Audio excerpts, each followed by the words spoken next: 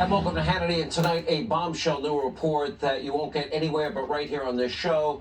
Definitely not the sham Democratic fundraiser that's masquerading as the January 6th committee. And coming up tonight, an investigative report. John Solomon will reveal what actually went wrong inside the Capitol Police Department during the January 6th, incursion in 2021.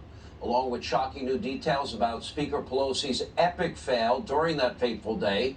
Also tonight, we'll turn to something much more pressing for every American, and that is the economy. Gas prices hit another record high today. We're very close to $5 a gallon as a national average. The Biden administration, they just want you to suck it up and buy an electric car. How's that going to work out for you? Because there's absolutely, according to them, nothing they are willing to do to bring down costs except for energy independence when we have clean energy. When is that going to happen? But first tonight, with Joe Biden obviously cognitively impaired and struggling to communicate, the White House just rolled out a popular actor to help with its messaging surrounding gun violence. Now today, Uvalde native Matthew McConaughey, the actor, gave a very emotional speech about the horrific shooting in his own hometown. Take a look. And then the reality of what had happened that day in the town I was born in set in. So the next morning, Camilla, myself, the kids, we loaded up the truck and we drove to Uvalde. And when we arrived a few hours later, I gotta tell you, even from the inside of our vehicle, you could feel the shock in the town. You could feel the pain, the denial, the disillusion, anger, blame, sadness, loss of lives, and dreams halted. That pain is real, and it's happening way too often around the country. Tonight, we do continue to pray for the families in Uvalde and every other city. They'll never be the same, along with the families of murder victims all across the country. In major cities like Chicago, Baltimore, LA, New York, we have dozens of young men and women, our national treasure, shot and killed every single week. But we rarely hear about this kind of violence from Democrats, which is where the political aspect comes in. They only seem to really care about gun violence only when it becomes politically expedient for them. Now, keep in mind, almost all of America's most violent cities have been ruled by Democrats for decades, and every one of those cities has some of the strictest gun control laws in the country. Now, unfortunately, Democrats, they love passing laws. They just don't like applying them to dangerous criminals. That's a problem. They have zero bail laws, lax prosecution, short sentencing guidelines, defunding, dismantling the police, all directly contributing to the carnage in all of these cities. But the White House doesn't seem to care. They don't even bring in celebrities to give impassioned speeches about the deterioration of Baltimore, and they should. There are no dramatic calls for action after a violent weekend in Chicago. We've been chronicling all of that since 2009 and scrolling names on this program. You never hear Joe Biden screaming for lawmakers, for God's sakes, do something after another round of shootings in LA. And by the way, you're never going to hear a Democrat talking about the 2.5 million defensive gun uses each year. They result in countless lives being saved. Now, for the left, this isn't about saving lives or reducing violence. Like always, it is political, and it's an emotional ploy to centralize their power over law-abiding citizens. And by the way, many of them would like to assert all Second Amendment rights. We've got to protect our Constitution and our right to defend ourselves. Now, there's no doubt that Matthew McConaughey, I believe with all my heart, he had good intentions today. And to his credit, he wants to help. I give him a lot of credit for that. He also said things I absolutely agree with. Democrats have shown, though, over and over again, they don't care as they ignore the weekly violence in Democratic-run cities and states, and we only hear from them when they believe they can politicize this event or that event and ignore all the weekly violence that takes place in cities that they've been running, and it's very sad. You know what? Since 2009, we have scrolled name after name after name after name after name, people you never hear of, people they never talk about, killed in Chicago, shot in Chicago, New York, LA, and they haven't lifted a finger. They barely mentioned it. Joe Biden barely mentioned it 8 years as vice president. And today they were more than happy to hide behind a very well-liked actor who to me seemed to have very sincere intentions. He gave a very impassioned speech advocating for new gun laws. Here's what he said. We know it's on the table. We need to invest in mental health care. We need safer schools. We need to restrain sensationalized media coverage. We need to restore our family values.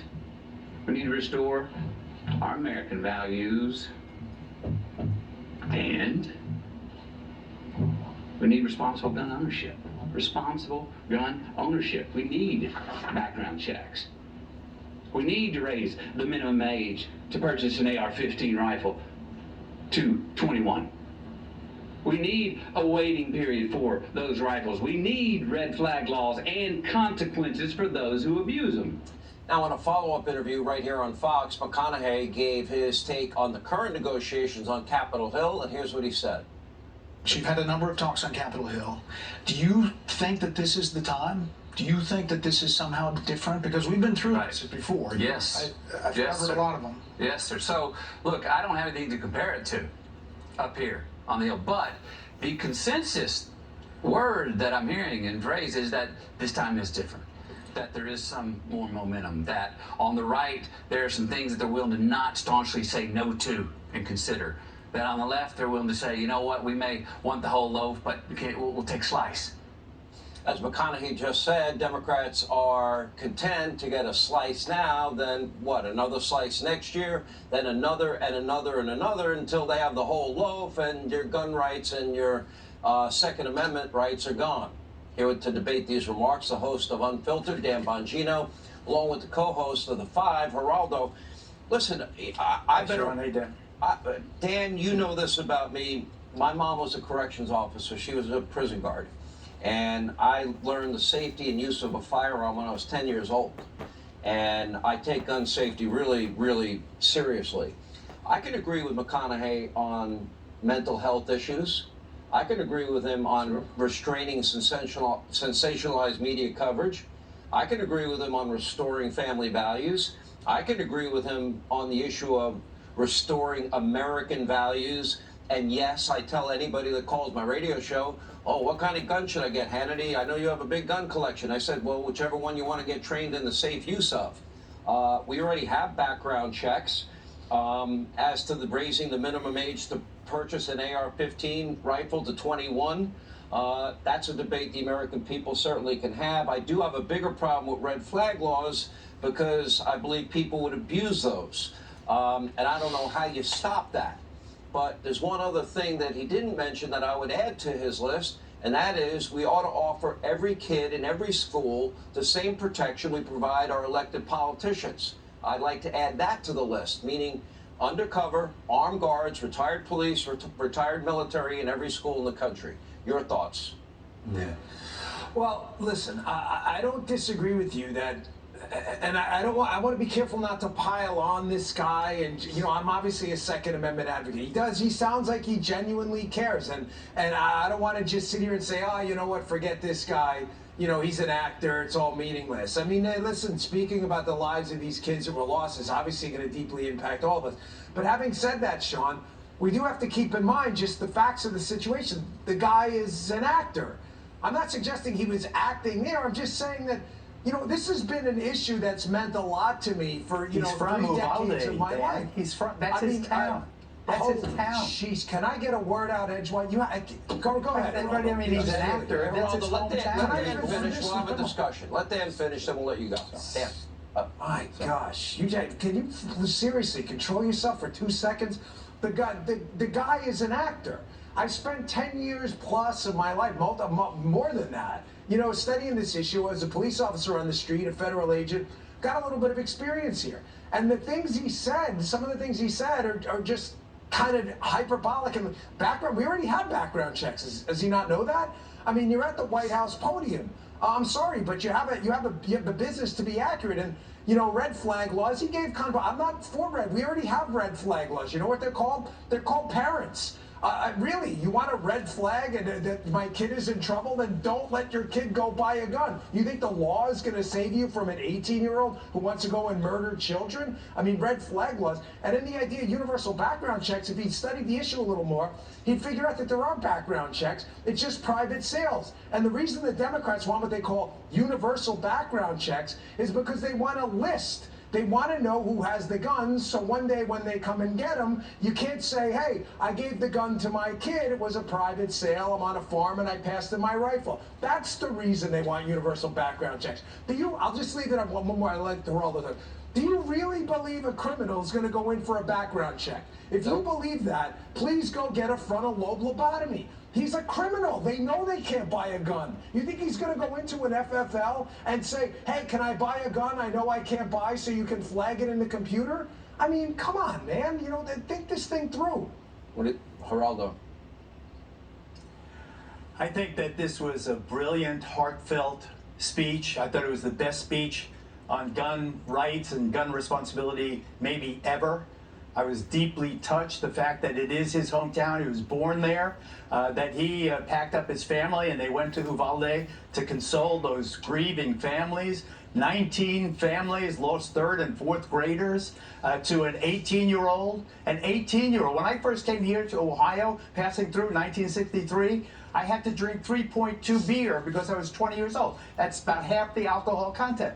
You know, so I wasn't responsible enough to buy a full beer, but I could buy a machine gun or rather an assault weapon. It is preposterous. It is. I mean, how many more? We lost 31 people to two 18-year-olds within the last several weeks. I mean, listen to this. An actor, you say it as if to diminish him, his sincerity. That was real. That was real. Didn't you feel it? And we have to wait, but we have to even listen to what I lower, said? or we have to rather raise the age for buying an assault weapon from 18 years old to 21 years old. What the hell? Rick Scott did it in Florida. The governor just did it in New York. We can do it. We can do it because it makes sense. And I see all of these speeches, and I see Cornyn, and I see Murphy, and these senators saying, oh, this time is different. That's a lot of baloney. And I would use stronger language. They're going no place with this. This is going to slip right through our fingers, this opportunity, because we want each side wants everything, and you're going to get nothing. All right, At least get a juvenile assault weapons ban. A couple things. All right. A couple of things here. Number one, what you said is inaccurate. You can't buy a machine gun. I don't know why you said that. That's just totally inaccurate. A machine. Okay. Well, you corrected yourself, but it's wrong. And what is an assault weapon? You probably can't even define it. I corrected myself because guns. I was wrong. Yeah, assault weapons is not real. But second, an 18-year-old, you keep using the beer analogy. Geraldo, you're a lawyer. I have not seen Amendment 2.5, the right to buy a Coors Light shall not be infringed. These are legal adults in the country. Now, having said that, if you're going to infringe on a constitutional right, according to the court system, you have to do it via, it has to be a compelling government interest. We all agree preventing mass murder is a compelling government interest, point taken. Thank But God it has that to be we done agree to the on least, that, Dan. Thank God. But it has to, wait, I'm not done. There's a second part to that. You're a lawyer. I think you know this. It's through the least restrictive means. The least restrictive means is not to tell every single 18-year-old in the entire country who's done nothing wrong, you can no longer purchase a rifle because of some nut. Then why do you tell them they can't drink beer? Why do you tell them they can't drive a semi? That's baloney, Did you just Dan. hear what I That's said? what we restricted. Our brains aren't fully developed. 18 years old. You're a 18 lawyer, years old. correct? We don't have the same. You're always talking about cognitive ability on the show. What about the cognitive ability of someone who could barely shave? And they go, this kid bought two of them. It's really amazing how you have so little assault weapons. You haven't met every 18-year-old in the country, and you have so little respect for the American citizen that when you become a legal adult, you've stigmatized them all to be dangerous murderers who cannot get a hold of a rifle. And you keep using a ridiculous example. Then we cannot pass any law restricting any 18-year-old from doing anything. Geraldo, can you? I just said do you concede? Wait a second, Dan. Wait a second. Wait, I gave you do you concede that at 18 years old, you are less mature than you will be at 21 years old? Do you concede that? It depends on the 18-year-old. If you're a snowflake 18-year-old who spent your life in urban studies, then it's probably the case. I got to jump in. Dan Geraldo. Yeah. This is the debate the country, frankly, does need to have and is having. Thank you both. All right. Thank you. Americans held hostage, abandoned behind enemy lines. Day 297. Day 297, yep.